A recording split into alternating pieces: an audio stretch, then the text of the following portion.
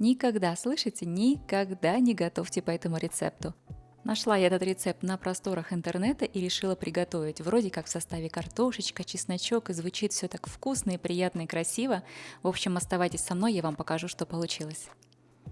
Эти блины готовятся на картофельном пюре, поэтому я уже поставила отварить картофель, 850 грамм уже варится.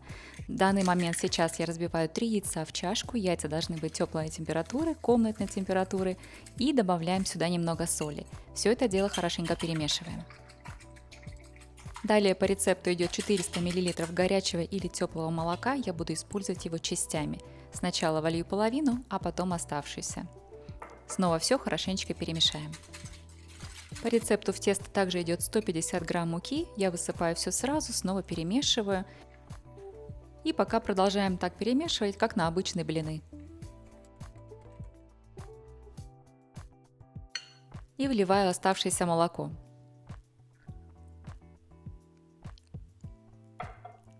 Снова все перемешиваем. Картофель у меня уже отварился, и я его размяла в пюре. В картофель я ничего не добавляю, там нет ни масла, ни молока, только соль.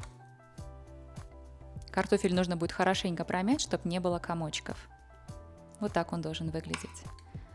Теперь порционно буду вводить картофельное пюре и соединять его с тестом.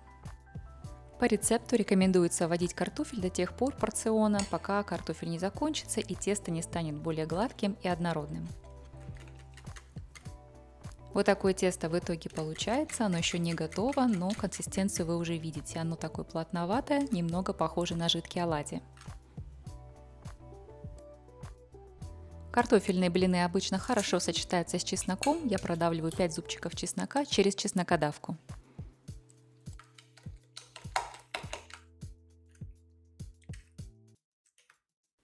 Сюда же по рецепту идет 4 столовые ложки растительного масла, я лью на глаз, но примерно это 4 столовые ложки.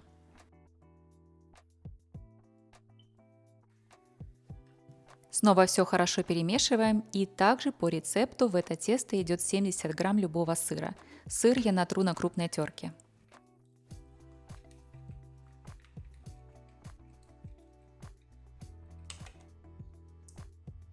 И снова все хорошенечко перемешиваем. Также в тесто по рецепту снова идет зелень. Зелень небольшой пучок, я буду использовать зеленый лучок в этот раз, можно укроп. Нарезаю лук очень мелко и отправляю его в тесто, и снова тесто перемешиваем. Пахнет на самом деле тесто очень вкусно, и вроде как, казалось бы, блинчики должны быть очень вкусные. Тесто получается на данном этапе очень густое, и в таком виде оно растекаться по сковородке не будет. Поэтому сейчас я добавлю полстакана кипятка. Количество кипятка или воды зависит от того, какой был картофель, насколько он был плотный, крахмальный и насколько густой получилось тесто. Тесто должно вот так литься. По рецепту в описании тесто должно быть вот такое жидкое и легко течь вот такой небольшой струйкой. Ставлю сковородку разогреваться практически на максимальный огонь, немного смажу ее растительным маслом и будем жарить первый блинчик. Тесто хорошо распределяется по сковородке, оно хорошо растекается, никаких проблем здесь нет, и в принципе тесто себя ведет так, как на обычные блины. Блинчик пахнет очень хорошо, пахнет чесноком, луком, приятный запах картофеля, поджарился он достаточно быстро. И перевернула я его тоже, в принципе, без больших проблем. Смотрите, как он поджарился, он красивый, румяный. Я его уже сняла со сковородки и начала наливать второй блинчик. Вот говорят, что первый блин комом, а у меня оказалось наоборот. Первый блин я сняла очень хорошо, а вот второй никаким образом не хотел переворачиваться. Посмотрите, какой он немного мятый. Это все потому, что я пыталась несколько раз поддеть его лопаткой со всех сторон. Еле-еле перевернула. И снимать их можно только вот таким образом, иначе они рвутся. Сейчас вы не видите эти кадры, но я уже испортила 2 блина, которые совершенно не хотели сниматься со сковородки. Они расползлись, развалились, скомкались, их невозможно было отодрать никакой лопаткой. Сейчас попробую снова, я немножко уменьшила огонь, попробую на более низкой температуре. Уже слегка прохожусь ножиком, чтобы помочь блинчику отойти от сковородки. И попробую перевернуть.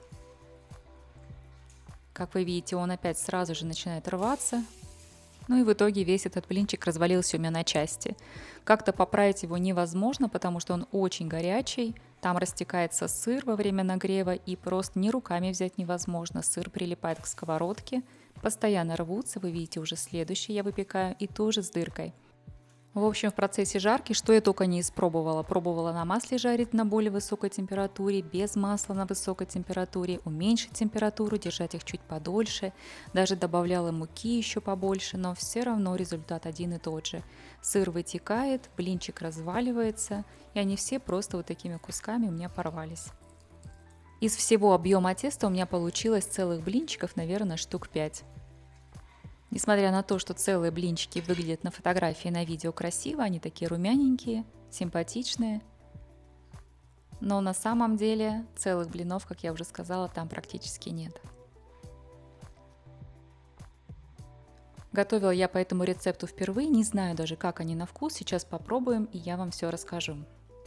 Даже на ощупь, когда сворачиваю блинчик, они такие мягкие, немного расползаются в руках. Такая странная текстура. И на вкус тоже очень странная текстура. Внутри как будто бы не пропекшиеся блины, но на самом деле это картофельное пюре, просто скомковалось.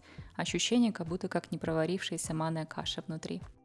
В общем, на мой вкус эти блины не очень, но если вы хотите вкусные картофельные блинчики попробовать, то у меня на канале есть рецепт блинов. Очень вкусный, рекомендую, я поставлю ссылочку в описании внизу. Надеюсь, что это видео было вам полезно, возможно, сэкономит кому-то время и деньги. А я с вами прощаюсь и до встречи в новых видео.